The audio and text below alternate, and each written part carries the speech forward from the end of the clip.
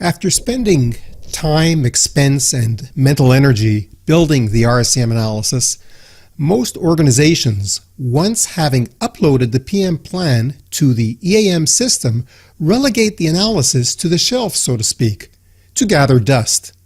That's a pity, because the valuable RCM thinking process, logic, and rationale underlying the organization's failure management policies tend to fade into distant memory.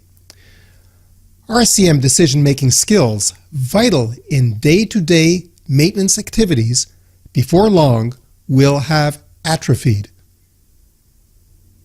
In this module, we seek to accomplish two objectives: to integrate the RCM knowledge base into the day-to-day work order process so that it may be referred to and updated as new information and insight emerge. And two, to ensure that accurate, complete work order data will be available to the reliability engineer for the purpose of reliability analysis and predictive modeling. Living RCM was created to address these two essential requirements left unresolved by initial RCM analysis and conventional EAM procedures. Living RCM extends initial RCM in order to capture and interpret vital streams of information from the operating plant, specifically analytical grade age data, to be incorporated into an accurate work order historical database, and two, new facts and observations for updating the RCM knowledge repository and its resulting maintenance plan. 3. Relevant condition monitoring data for conversion to optimal decisions. And 4.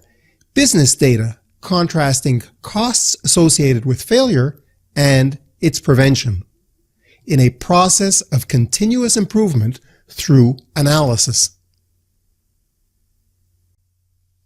Typically, an initial RCM analysis, once completed and the PM schedules loaded into the EAM database, RCM remains stagnant.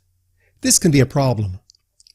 Take, for example, 610 failure modes identified as likely by subject matter experts during initial RCM analysis of a turbofan engine. 727 failure modes occurred during its first 3 years of operation. Only 142 of them, however, were among those originally identified. The point being that initial RCM is necessarily incomplete. It is a snapshot of what is known about the asset at a point frozen in time. We must, as a consequence, adopt some process for eliminating knowledge gaps exposed during repair and maintenance. Living RCM recognizes the interaction that must occur between theory and practice.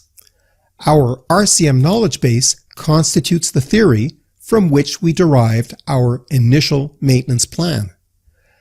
Our work order historical database is the practice. We need to erect the proverbial bridge connecting theory to practice. Whenever observation conflicts with theory, we should update our RCM knowledge base, including the relevant maintenance policy.